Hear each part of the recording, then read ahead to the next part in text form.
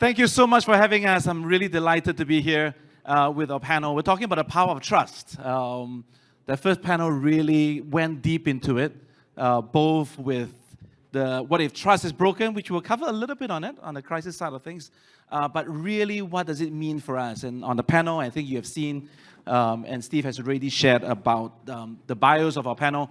We're going to talk a little bit about the brand side of things. How do we build? So I'm going to dive right in.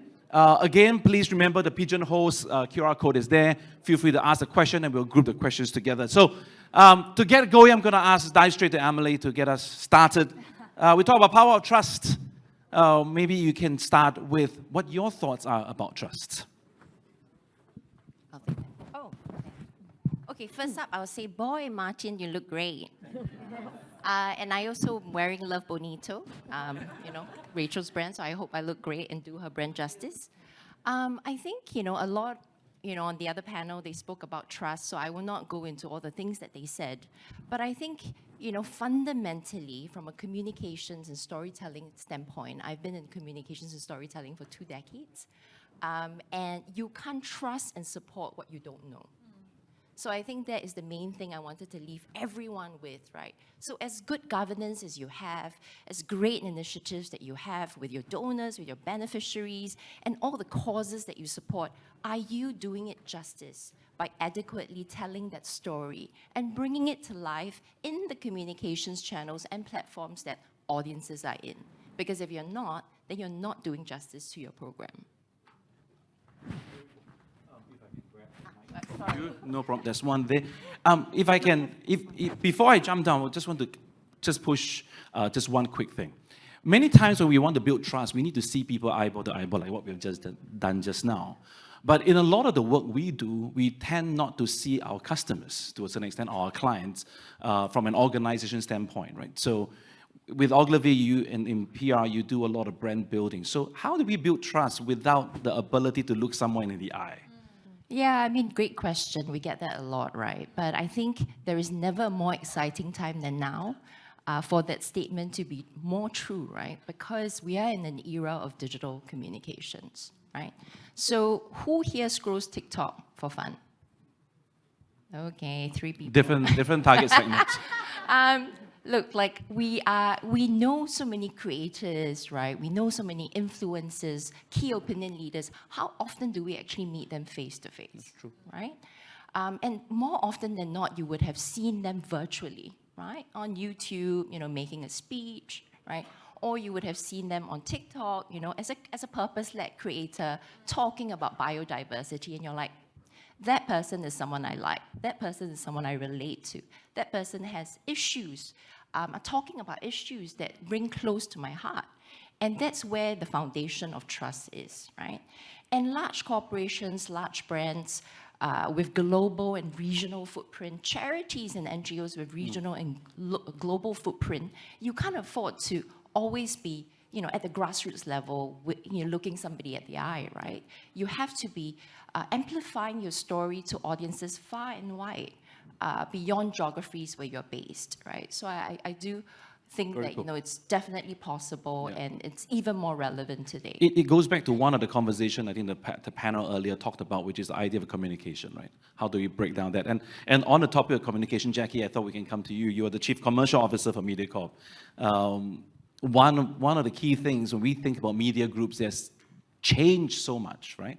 So what do you think and what are your thoughts about the idea of power of trust vis-a-vis both your viewers to a certain extent, you as a company, but also you with your customers who are advertising on the platform? How do you think about the whole idea of what trust plays in that relationship?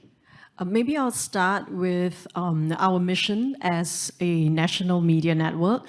I think that our mission to bring accurate, unbiased, and definitely trusted news content to all the Singapore viewers and audiences is the #1 priority to us. So trust to us is definitely something, a very important attribute that we would never compromise. And this also means that not only do we push or ensure that our news channels like CNA is, always the most trusted brand, news brand that viewers can believe what they see. I think it's also, for us, important that when we look at new ways of managing technology, for example, because even as a national media network, we are looking at ways to deploy technology. So in a world where now we're plagued with, digital misinformation, manipulation of content that we see, we're extremely careful also and considered in the way that we deploy technology like AI, for example. So topics like that, constantly we have to evaluate it carefully. So even within the realms of MediaCorp, we have an AI task force.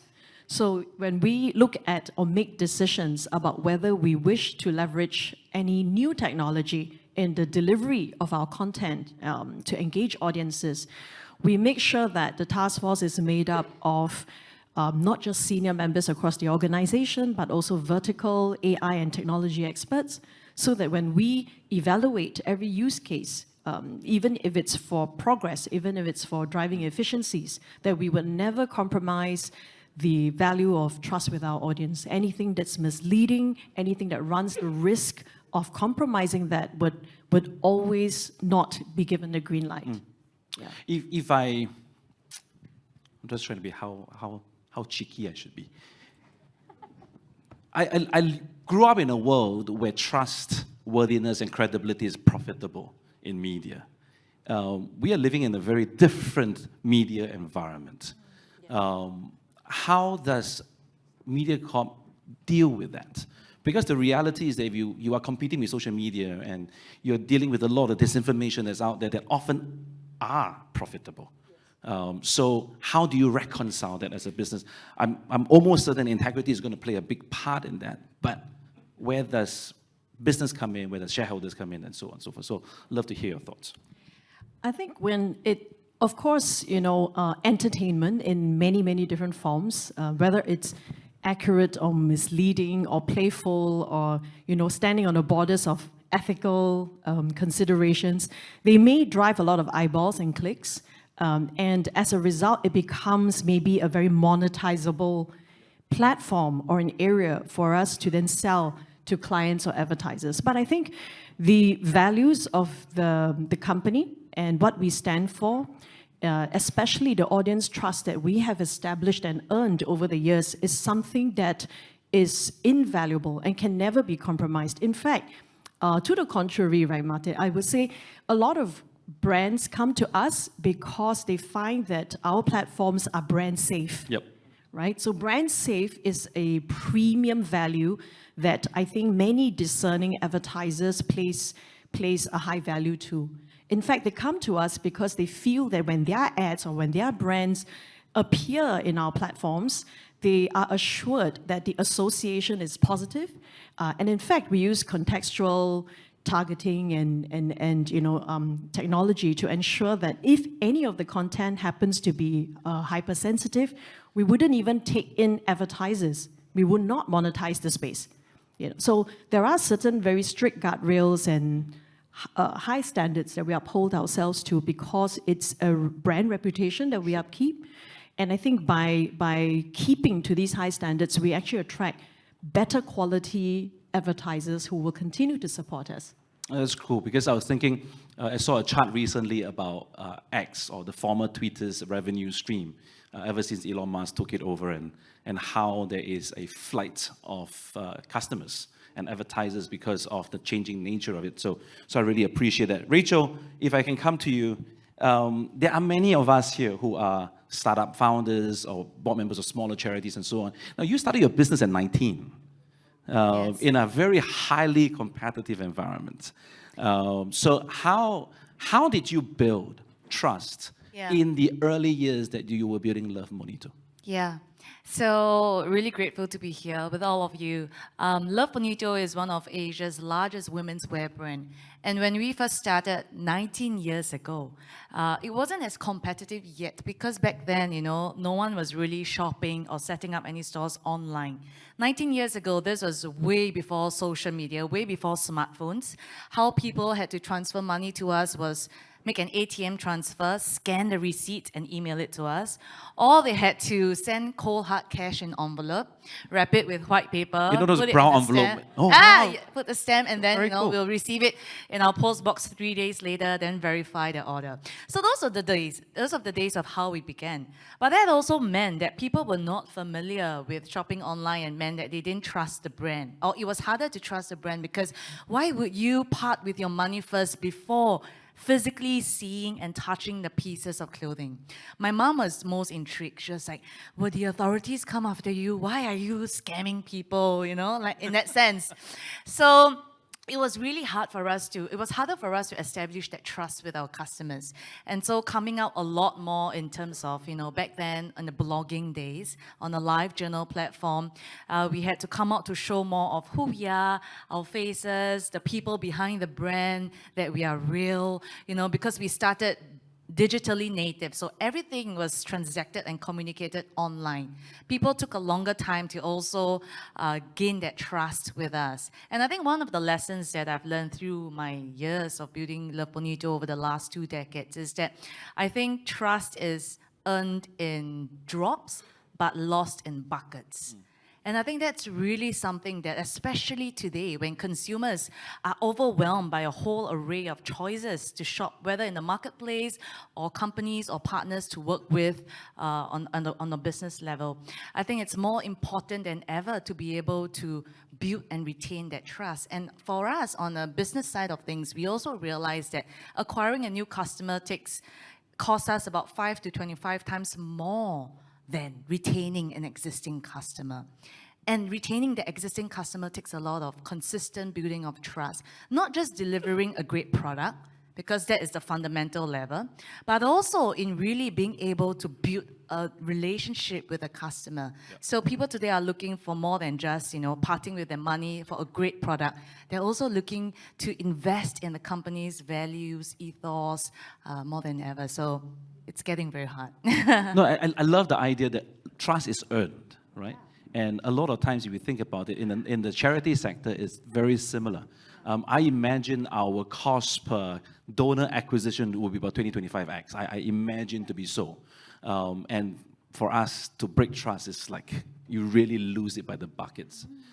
Is there a tipping point in the business that you feel that, wow, actually looking at where we are today, and relationship, I think we have built a brand that people trust. Was that a turning point in your business? Yeah. I think it usually takes a crisis for you to be able to understand that. And I think for us, it came in 2019 where we had a data breach that was widely reported in Singapore. And that was a very difficult time for us as a business, as you can imagine, and also for our customers. And, of course, they were all furious, they were all angry, and there were a lot of comments on social media that they should boycott Love Bonito, take me out of your mailing list, I don't trust the brand anymore.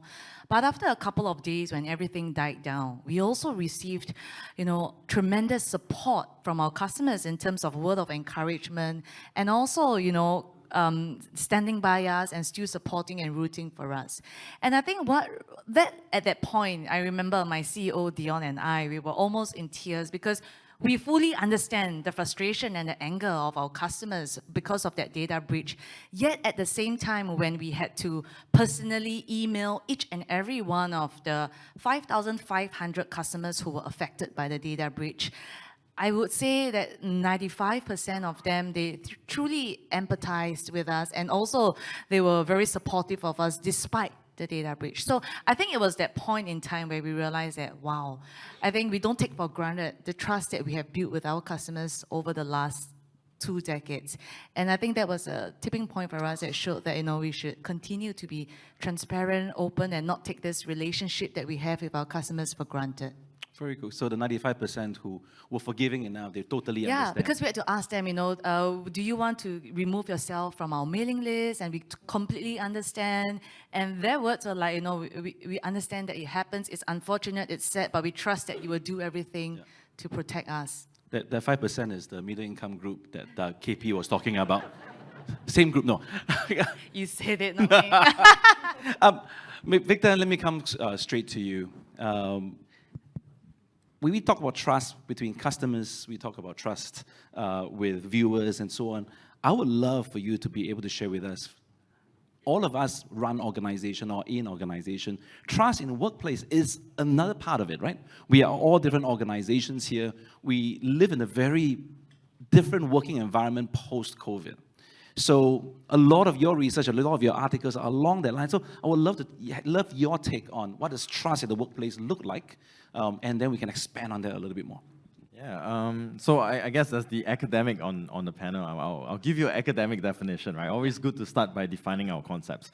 So there are quite a few definitions of trust in the workplace, but I suppose it sort of boils down to two components. One is trust in disclosure, and I feel like I can disclose something to you, right? Often at personal risk, right? If you take that information and then that could hurt me. Right, so that's one component of trust. The other component of trust is this idea that I can depend on you. Right, so when we're thinking about workplace trust, we're really thinking about sort of two components. Right, one is this reliance intention. Right, I intend and I believe I can depend on you, and then the other one is this idea that I can disclose information, including sensitive ones, to you. So I think it's performance appraisal season. So if you think about it now, I think you can relate to this too. So that's one aspect. But I think if we sort of think of workplace trust, you can sort of also look at it in terms of four components. So first is equity. Right, this idea that trust is about being fair, right? I think that makes sense. But the other is also sincerity, right? So we think of trust and we think of people working in good faith, right? The third one is not so much competence, but more sort of rationality. This idea that this person is making decisions that are sensible. Right, not that particularly it's necessarily good or bad, but it is sensible, right? So because obviously we want to trust that they have the capability to make sensible decisions. And then the last one really, which was a point I think made quite a bit in the previous panel, is integrity, right? The trust that my supervisor, my teammates will not take advantage of me, right? So I think those are sort of the elements of workplace trust. Yeah. I really, what I found interesting what you've just said is that it's true. Trust has an element of cost. Actually, we don't really see from that frame, right? When I opt to trust someone, there is a potential cost to me. And thereby, when trust is broken, it's a major issue because the cost became real. There's a realized cost to it. But in this, can I use the word modern day work environment where we are in a hybrid environment. We, as employers, we want to trust our team to be still working in the official working hours to a certain extent. How would trust play in this current working environment? I'm very mindful that even in the charity sector, in the corporate world, it's very good. Even in the charity environment, a lot of us are in a very hybrid work environment, right? So. How do we build trust, and how does trust play in that kind of dynamics? I thought that might be quite relevant for us. Yeah. So apart from the academic side of house, I do quite a few applied research projects / consulting with organizations, and one of them is come 1st December is the tripartite guidelines for flexible work arrangement requests, right? And I see a lot of people nodding there. Yeah. Yes. But I think there's some clarity that needs to come through. But that's not a conversation here. But I think the point is that increasingly we live in a world where work is flexible, right? And sure, there's job redesign. Yeah? You can redesign work such that potentially the trust element goes down a little bit, right? Because the milestones are very clearly defined and all that. But by and large, the more flexibility you have in the work, the more you're going to need trust. Yes. Right. So I think going forward, organizations, charities or not, really need to really work on the trust element. Because if your employees are saying, I'm only working for you if you sort of give me some flexibility, then organizations also need to be able to say, I can trust you. How can we do that? How can we work on that trust? So I think, I think there was a quote earlier, trust truly does underpin everything in an organization. Yeah. And Jacqui, if I can just jump to you, MediaCorp is a large setup. You have global offices to a certain extent. It is still relatively a hybrid environment in some cases in some of the departments. So taking from Victor's point, how do you engender trust in a large workplace in this current reality? I would say that we can do it in two ways. The first is definitely being very clear about the expectations. When we have so many different staff in various departments, I think every job scope is quite different between departments as well. So understanding the intricacy and the uniqueness of everyone's role is the first step.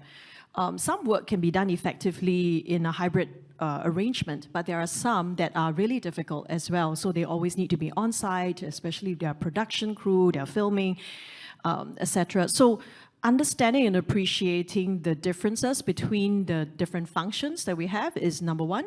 I think definitely once you set very clear expectations and how the staff's performance will be measured would be a good way to start, a good starting point, because we are not measuring just purely the hours or, monitoring whether you come in on time and leave on time, but really looking at the outcomes, at the end of the day. So if we are clear about that, I think there is a lot of fairness because there's transparency on expectation.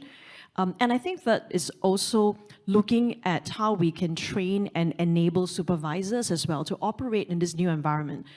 Because if we leave it very much to the individual's standards or benchmarks, different supervisors have different expectations. Some are stricter than others, which would eventually lead to a lot of comparison between people, right? So if I'm in team A, I can come in from this time to that time. If I'm in team B, my boss is a little bit stricter, so I have to report in every single day. It leads to a lot of comparisons and unhappiness within the organization as well. So I think from the talent perspective, it's important to also help our supervisors to be effective and what kind of guidelines and approach they should be adopting in order to be effective leaders too in this new environment. If I take that, it's almost what we need to do is what we tend to do as businesses and an external brand exercise, that this is what we stand for. What you are also alluding to is that we actually need an internal brand process and procedures, right?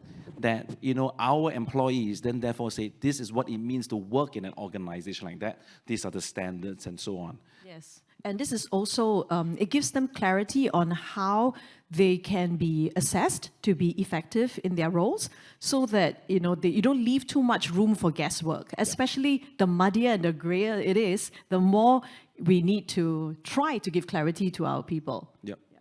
Emily, since you're talking about brand, I just wanted to add to that, please do. right? Because we also cover a lot of internal communications and employer brand work. And what you are effectively saying is the employee value proposition, right?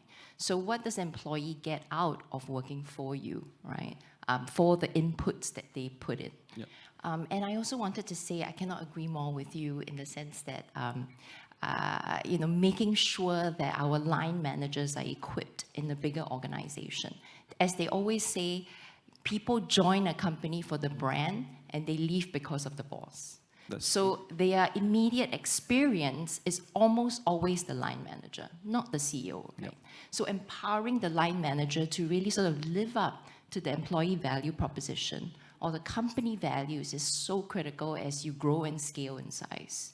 So Sorry, I know you wanted to ask me something else. No, actually, this is perfect. The question, therefore, on a very practical basis, how do we build that level of trust between line managers and staff, CEOs or senior management and middle managers, right? So you were talking about, you use the term employee value proposition, right? So the question, I think, is how do we build that? And how do we use trust as a vehicle for us to be able to achieve those outcomes? Yeah, I think simply is put yourself in the shoes of your employee, Yep. right? Because at the end of the day, they come and they rely on you, right? They depend on you for a living. And there are values that they expect you to behave to, right? So I think that consistency of walking the talk every day and not just like, oh, I say this big thing in a town hall and my everyday experience is not the same. Yep. So I think the consistency of what you say, matching your actions to your words is really, really critical. And I think the other part that brands and companies and charities sometimes don't think about is actually if you make every employee happy or at least satisfied, I think no employee can be 100% happy. I was about to say that. Yes. sufficiently satisfied and fulfilled, then most likely this employee will be your net promoter in the marketplace, right? And there is a staggering stat, right, that I've just recently seen with our partnership with LinkedIn, is that employees in general of a company has actually 10 times the customer reach that your brand would have. So which means on LinkedIn, if you take all your employees on LinkedIn, they are likely to have 10 times the community reach, the prospective customer reach, the prospective donor reach, right, than you as the company page would have. So it's very, very important to get the employee experience right so that then they can be an employee advocate for you. So you actually don't keep thinking about, oh, I need to buy this media, oh, I need to do that. Think about your employees as your #1 ambassadors first and foremost. That's a Can I cool stat. Sorry, before that, I want to sort of chime in on what Emily was saying, which is you have to equip your managers, your line managers, right? And that really is true, right? And I don't want this to sound like an ad, right? But SIAS does have courses on that kind of stuff. but To sign up, please scan QR right, code. yeah, it's gonna come up in a bit. But I guess what I'm trying to say here is that, and I think this is something that we're all very familiar with, right? You promote people on technical expertise, right? But you don't know whether they'll make good managers, right? And so I think organizations, and including charities, we need to go beyond that, right? We need to say that, great, this is a great worker. Now that we entrust this person, right, then we also need to equip them with the soft skills, right? Conflict resolution, really basic stuff, right? But if all your line managers have those skills, then I think it goes a long way as a system to really build that trust internally organization. Yeah, and it goes to what KP was talking a little bit about, the difference between confidence and trust, right? And I think there's a lot in academia to unpack, the difference between confidence and trust. So what we can build and we can give the competency and so on, but at the bedrock of it is, do I trust you, right? And how do we build that? Rachel, I thought we can jump to you because to run Love Bonito as a brand, and the reason why I would say this because my wife is an avid supporter. Oh, you have a great wife. Yes, I do know that. My wallet, on the other hand, may disagree, but anyway. No, but the reality is that there is a certain culture. You go into the shop, you know your brand in terms of your website and so on and so forth, right? So how do you engender that? Yeah. Taking into consideration some of the comments that has already been made. Great question. Yeah, I think, we always think about it this way. And the very first core value of Love Bonito is that people matter. And we believe that if we as a business, as a company, we take care of our people will take care of our customers will take care of our shareholders. And in this very order, our people, which is our employees, and then they take care of customers and then our shareholder. And I think for us, to the conversation earlier on equipping and empowering our line managers, I think it's absolutely important because I think as the business scales and grows, there's no way that the CEO or the founder is able to really look into each and every employee. But that being said, I think it's also important that the line manager experiences the empowerment and taking care of by their leader, which is usually the C-suite management team. So I think it's a real trickle-down effect. And how we also see it is, every human being, whether you're a customer or whether you're an employee, every human being has 3 core needs, which is we all just want to be seen, we want to be heard, and we want to know that we matter. And if I as an employer can take care of you, my employee, to let you know that you matter, I see you, I hear you, that is important, and that is enough for you to be able to take that and take care of the rest of the teams. And so we do that through different rituals that we have in Love Bonito. We are religious about having one-on-one time with our team leads and they with their team members, where we give you 45 minutes of undevoted time and attention. The first 5 minutes or 10 minutes we'll catch up with you on a personal side. How has your week been? How was your child? You said that she was sick last week. And then we go down into what are your blockers this week? How can we support you? And this is a ritual that is trickled down in the rest of the layers of the organization. And that is our way of saying, we see you, we hear you. Any feedback that you give us, we will take it and we will work on it. and also to allow you to know that you matter. You did well here. These are your areas of improvement. And we think that these are some ways that we try our best to also, take care of them. And on the customer side, constantly giving that space to voice out, to check in, and to trust when they come to us and write to us and say that, oh, I received a whole package of 12 items, all 12 of them are defected, I want to return them. It's quite suspicious to us because we have quite a lot of QC checks, and this is kind of like a one-off incident. We can't go back to say, oh, you're lying, show me the photos of your defects before I do a refund for you.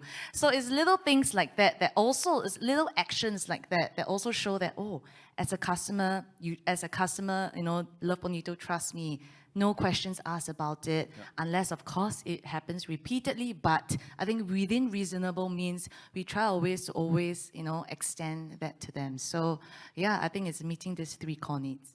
And at the base of it, and what you described in terms of the rituals, in terms of the one-on-ones, the ability to hear, I think there's a good phrase that people don't care what you know until they know how much you care, right? So I think that's a key part. At the bedrock of it is this idea of values, right? Trust builds on the idea of values.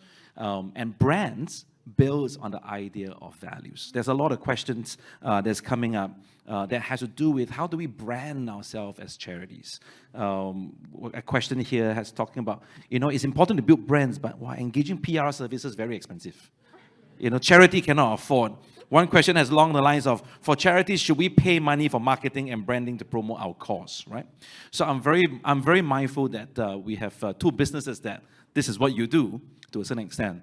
For us in the charity sector in particular, knowing that our resources are limited, how should we go about building, assuming that our values are there, assuming that our practices are there, right? In a very practical way, what can we do as a sector in building a brand image, both, internally is within our control, but maybe externally with donors, with clients? Emily? Okay, 3 things. Obviously, I can't ask you to hire us because that's out of the question. Cannot afford. But you are more show than your welcome to do QR a pro code. bono. Okay, so I think appoint somebody to the board with communications and branding experience. Good point. Number 1. I think number 2, which is, sometimes I think there is a great opportunity is that corporates right now, corporations, brands, we're in the business of doing their storytelling every day, and we know that they're under pressure because consumers are looking at brands, expecting them to be values-based, just like what Rachel was sharing, but expecting them to be purpose and have a purpose and have a role to play in society. So with the ESG lens and the CSR lens, companies actually have a huge appetite to partner with NGOs, charities, in a much greater way than charity galas, right, that we talked about, or in a much bigger way than just donations, right? We're talking about a tie-up at a fundamental level that would actually impact the company's business, right? Give you an example. So in the UK, Tesco, the supermarket chain, which I am sure most of you will be familiar with, they tied up with WWF, right? Because they wanted to halve the environmental impact of customers' shopping baskets in the UK, right?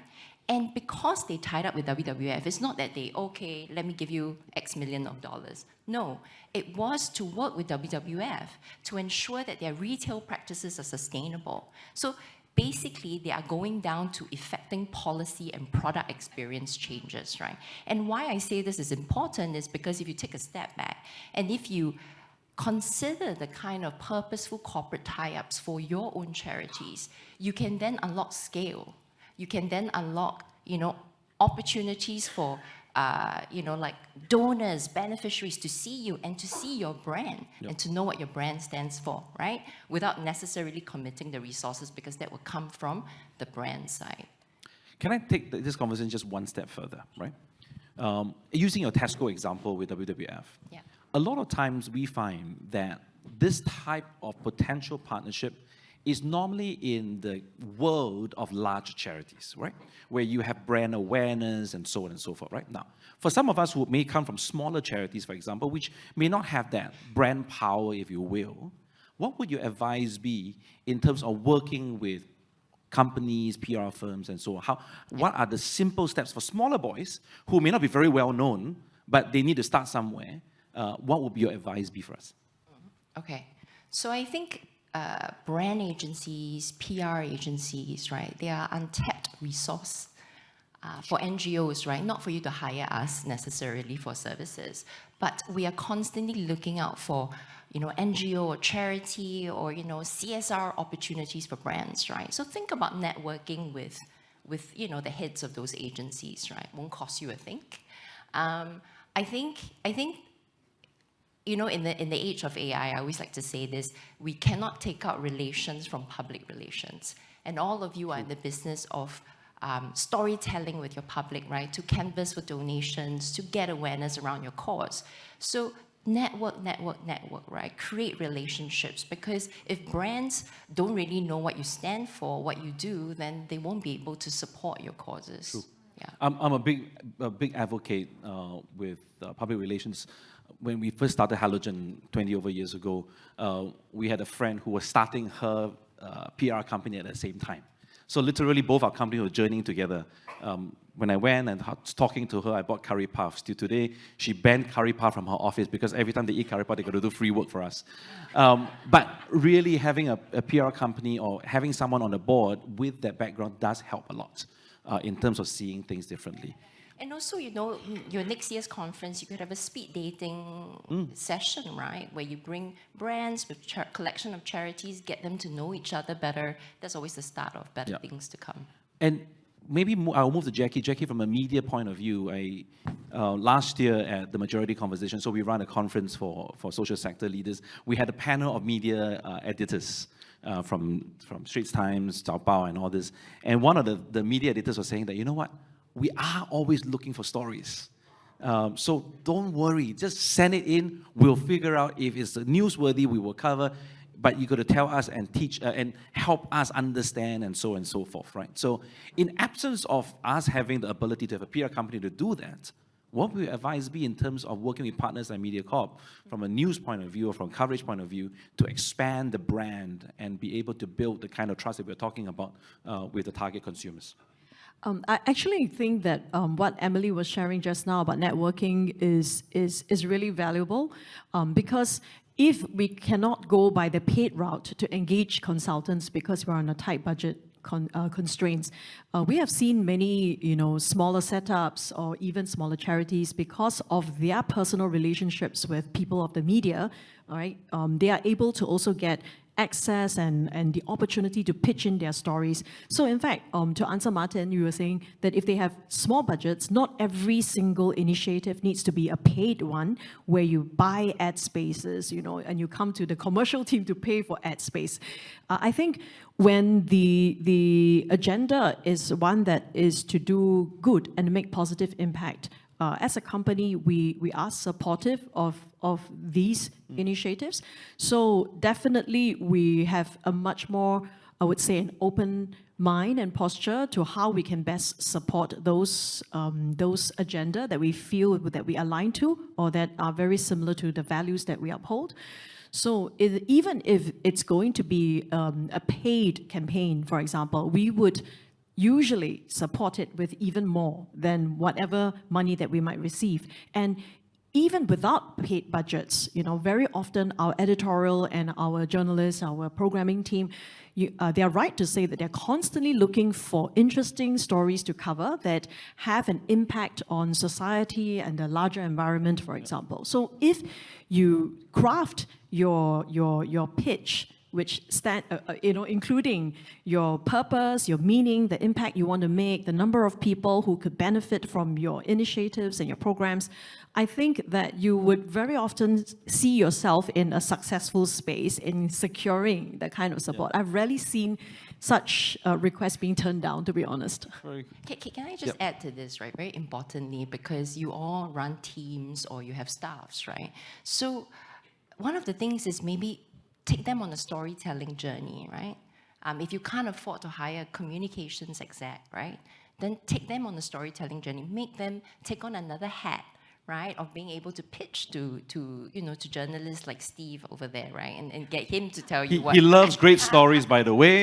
Yeah. His email is And- steve@MediaCorp. Yeah. And the other thing is that in our industry, there's a lot of wonderful talent that are freelancers, right? In between jobs, or like ex-working moms, right? So you don't have to keep a staffer on full time. You could, if you have a big initiative and you say, actually, I want to storytell around this a bit more, find a freelancer to help you with that similar cause and with that similar passion. They'll probably do it, for you at a much more affordable rate. And because it is a crowded space, right? And I think one of the questions which has 12 votes, so I realized that I really have to ask this question. And it has to do with what we're talking about, is that if gala dinners and golf games are not recommended, then what else? And it really goes to this whole point that I don't think MediaCorp will cover another golf game. Unless it's so unique that it's the worst golf game ever and you raise more funds by playing bad golf. Maybe that might be a news story. But in a space where we all do galas, how then can we do things differently? And I will use this as one giant focus group for this. Because what would be your recommendation? Any suggestions? Okay, but what is the objective of this then, right? So it goes back to the objective, I think.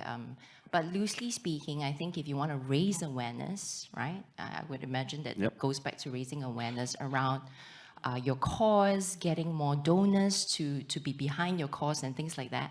I think there is never a more exciting time and an even playing field, right, for brands, big or small, to go onto social media, right, to start, sharing, right, using social media platforms, using your employees, using LinkedIn to share more about your cause, right, to storytell around your why, right, not just the what that you do. So and TikTok is very supportive of this because they've got this program called TikTok for Good, right? And they've got lots of purpose-led creators that you can consider working with, right? And especially in this day and age where our donors are getting younger, right? The communications channels are different, right? And their first port of call when they're consuming news sometimes could be on their social media feed, right? News is still very, very important. Working with platforms like MediaCorp, right, is very important because I want to also echo a Reuters Institute report, right, that really shows that in Singapore, at least, a lot more consumers are still looking towards news channels like that, and they're more credible and they're more trusted. But the way that they're consuming those news could be different. It could be scrolling the news feed and then like, I click on the news article, right? So it's very different. So I would say think out of the box, be in the platforms where consumers are, where your donors are, your beneficiaries are. And it doesn't take much. You take a phone, point and shoot, right? And experiment. I think very often we are scared, right? We're like, I don't know how to start. No, maybe I need to get a real production crew. No, actually you experiment and sometimes let your younger staff members who is native to these platforms show you the way as well. I actually wanted, you're right on point. I actually want to bring this whole idea of trusting young people because there's one of the questions in Seah, and I'm going to combine two questions and going to go to Rachel. One of the questions, and there's a link to this. One of the questions here is building a home brand amidst a landscape that undervalues local brands is difficult. But you have managed to do that. And you have managed to do that with a relatively young workforce, right? So there is this whole notion, and some of the questions here is, how do we first build trust in a way that we can trust young people to achieve what they said that they are wanting to do, right? I think to Emily's point, like if you're going to venture into areas like TikTok, for example, or use social media, we really do need to trust our younger people at some point to be able to take an experiment and try. So from your perspective, from a brand, how do you do that? In particular, gain trust. Yeah, so first will be more in a plays in the question like, it's we are in a landscape that undervalues local brands. We have managed to build a local brand. In order to do that, you work with a very young workforce. How do you build that trust with the younger ones? How do you end up trusting them to be able to build that up? It's true. I think it's in Singapore, usually we tend to only support not just whether brands, but athletes or musicians who make it out there outside of Singapore, and then we start to want to pay attention and support them, which is honestly quite sad. So I think, for us, it's really not easy to be able to build a brand to get to this stage on an international level that has primarily local talents. And I think, this is something that we see a lot, that, for us, it's also important to see how we can constantly put our mission and vision out there to attract and win over talents to work with us. So we get a lot of talents who studied overseas, like, just take, for example, my CEO, Dion. She studied in New York University, came back, she had a great opportunity and job there, and then decided to come back to want to ultimately, after working for different organizations that are not non-local, your bigger names, bigger international names, she decided that, hey, why can't I use my talents and gifts to be able to give back and support a local organization that is truly doing good and is truly wanting to push boundaries and plant the Singapore flag on the world map. So I think for us, we realized that, hey, there's a large amount of people today who are very well equipped and very talented, but are also then looking to come back to work for local organizations. So, back to what the panel also said earlier, I think it's so important to be consistent in our message, our vision and mission. We communicate that a lot and consistently on the front of everything that we do internally and externally as well. So when people think of Love Bonito, and this has been proven in the surveys with customers and non-customers in the region, that when you think of Love Bonito, what do you think of? And for them, the answer that comes out consistently as one of the top answers is they think of confidence. And that is actually something that we have been intentionally planting, whether is it through our campaigns, through our ads and all that. So that's something that, has paid off, that we realize that we need to be consistently doing. The other thing about, the question earlier on how to get more donors or how to get more customers in that sense, I think it really depends at the end of the day. We need to have that clarity on who your target audience is. Because beyond gala dinners and golf games, I think different groups of people get excited by very different things, right? And so for us, when we recognize that we're here for the working women, the Asian working women, then it allows us to tailor our campaigns, our messaging, our use of language, our tone to them specifically. And from there, we get them to invite their friends, because birds of the same feather usually flock together. So we do a lot of events and community events for our customers, where if you are our VIP group of customers, we will hold special events for you to bring on more like-minded and like-hearted friends who will also then tend to appreciate the brand and the value and our products. So this has been one way that we realize has been very effective in growing our customer base, and really the conversion there is almost 100%. Because if, let's say, I love a certain F&B brand, and I bring my friends and family that are also quite similar to me that love it, chances are they will also convert and like the same thing. So I think that has been something that's important. The ability to be clear in your target segments. Donors are not homogeneous, right? Yeah. Donors are there are different archetypes of donors. There are some who really, really love golf. Yeah. So there is a place for Yes. And I think if we try so hard to appeal to everyone, we end up appealing to no one. And I think that's a scary thing. I wanted to add to what Rachel was saying. I mean, when we refer to golf games and gala dinners, I think it's also because many charity organizations are trying to reach out to the audiences that they think will be able to contribute a larger donation quantum.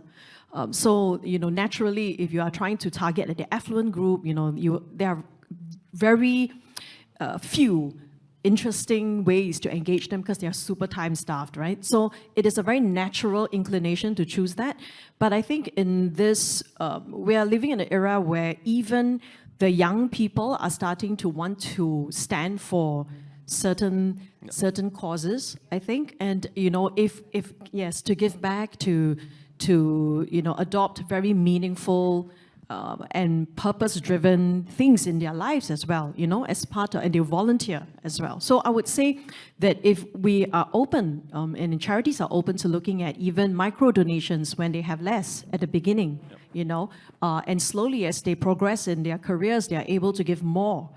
And start from that younger audience. I think there will be different ways to engage. So an example, like for example in MediaCorp, right? We were saying we don't have all the answers in terms of how we could create content or reach out to the younger audiences, or in your case, donors.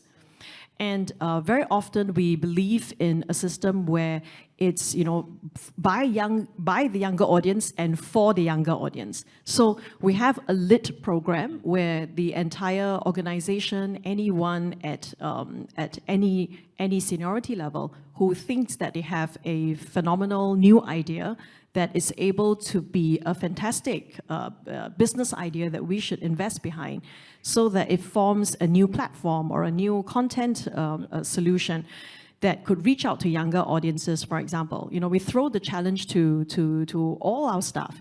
And we do see the germination of really good content ideas. Sometimes platforms like You Got Watch or Clarity, or even our social services, like social media services, like Social Hub, birthed from all these, ground up young ideas that came from many of our junior staff as well. Yeah. So I think that when they come up with great ideas that we put money behind, they become credible platforms that can also be used to reach out to your audiences, and usually not at a very high cost as well. Sometimes it's scary to put a level of trust in a younger team, because the opportunity that it might fail is high, right? Because it's a new way of doing it. So very quickly, yes, how do you do that risk reward? I think if you look, okay, there was a recent article, I'm not sure if you saw it in Marketing Interactive, they were mentioning also about how they feel that the younger staff from the company should be the one that take over and write all the headlines. So it was quite interesting. So we had very different reactions to the article, because those who are more risk averse would say, no, I have to QC everything, make sure that, we check the headlines for all its potential implications. But I guess it also depends on the risk appetite of your brand. There are many brands that are, that stand for creativity, that are more innovative, maybe more risk-taking, a little bit more, and they are willing to let their younger staff take over and try to write the headlines and a copy. And as we all know in this room, the Gen Alphas, they don't speak in the same way as we do. Half the time, we don't understand what they're saying in their messages. They speak in code. In codes. But if they are trying to reach out to that segment, it works perfectly. Yeah. Our way of writing an article or headline will not catch any eyeballs from that segment. Yeah. I think it goes back to that knowing your target audience at the end of the day, yeah. I'm very mindful that sometimes when we talk about customers in the charity sector, we tend to use funders and donors. Actually, the clients we serve are customers, and they are a big part of what we do. I mean, for us at Majurity Trust, one of my biggest customers are actually grantee partners. Because the reason why we raise funds is so that we can support the charities on the ground. But if there's no grant application coming in, I can't do my work to a certain extent. I can't go to the donors and say, these are the great ideas. So sometimes language matters, labels matter. So I'm just very, very careful not to, in this room, use customers as purely a funding conversation, but rather the ecosystem they're working with. Victor, we're talking about young people, and being an academic, you work with them all the time.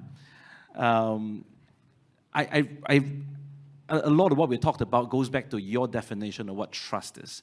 There is a cost to trust, right? So if you were consulting a charity, or you're consulting any organization, not just charity, but any organization, what would your advice be in engendering a senior management trust on a younger team for them to flourish in an age that we know we need them to do well, but yet the risk reward sometimes can be quite scary? What would your point be? Yeah, so I think much has been said about senior management and their role in organizations. I think when we talk about trust, really it's at a very small line manager level. So senior management trust has been found to, sorry to use this word, mediate or moderate that kind of relationships, right? But ultimately, the ones who are really influencing trust are your team leaders. Right, and often they might be quite young as well, right? You know, so again, goes back to this idea of I think one thing that resonated with me earlier that Rachel was saying was that there's this 45-minute sessions, and then the first 5 minutes is this act of sort of catching up, right?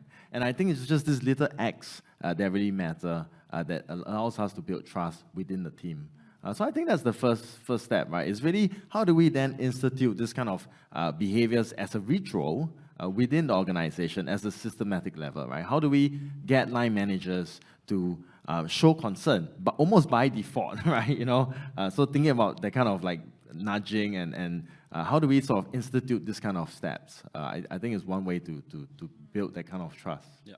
And if we build that value system within the organization so that it's not programmed, it's not like one on my checklist, okay, I must ask you, how is your day? Oh, done, okay. How is your family? But sometimes it starts like something that. like that. Yeah, okay. there has to be a certain structure, we feel. Then the other thing is to model it for them, to have, it's like parenting, right? They will only learn and be able to do it for the rest of the team if it's modeled for them and they experience that, wow, it feels nice that someone remembered that last week my son was unwell, and I think it makes a huge difference. Model the way is one of the core components in leadership. The ability for us as leaders to set the tone of what is expected of people, and I think that's a very, very powerful thing. I'm very mindful, there's an orange light on the clock in front of me, which I kind of believe that time is almost up. Time flies when you have fun. So maybe just as a closing round, what's one very quick advice you will have for folks in this room who are leaders in their right, who are board members, who are CEs or charities? What we want advice when we talk about the power of trust? A lot of what we've talked about. Emily, can I start with you? And then we'll end with Victor. Well, still thinking. Still thinking. Too many things, but... One thing. Yeah, one thing.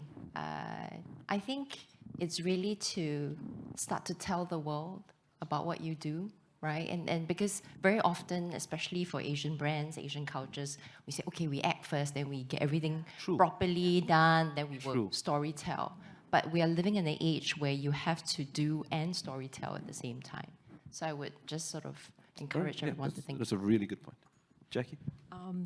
For me, I would say that in your various capacities, being authentic, being an authentic voice, being clear about what your charity stands for would be very important, because this would carry through in the way that you manage your team, the way that you train your supervisors. It would also guide the way you communicate to your external stakeholders as well, and even the partners that you choose to work with to amplify or get your message out there, to attract more and more people who would support your cause. Awesome. Yeah, wow. I think it's really also to remember that at the end of the day, to build trust, people must know that you care. And back to the 3 core fundamental things, that you just want to know that they are seen, they're heard, and they matter. And also to keep in mind that trust really, it takes a lot of effort and work. It's really earned in drops but lost in buckets. Just, a misstep can really just tip the bucket over. But that also being said, to just continue the good walk, because I think at the end of the day, it's so worth it. In a world today where people are just not looking for the next better priced item or next better charity. I think in a world where there's endless options of charities, businesses, and brands to support, people are also looking to invest their dollar and their money into a brand and a charity that really speaks to their values and their ethos. Well, I started by defining concepts, so I think I'll end as an academic as well. And what I'll say is, I think we've been talking about trust all day, right? But actually, one thing that I think we haven't really mentioned is, no one's talked about measuring trust. So I think, and there are very simple ways to measure trust. So for example, senior management trust, there's this 4-item scale that you can ask. So I think if I would add one last word is that I think, we're all interested in trust. Trust is very important. We established that.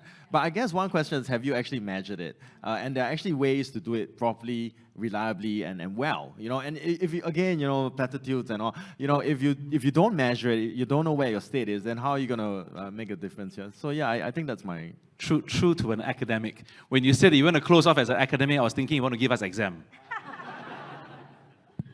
That would be quite scary. Ladies and gentlemen, let me just wrap up. In our world, in the charity world, our only currency is relationship. Our currency is not money.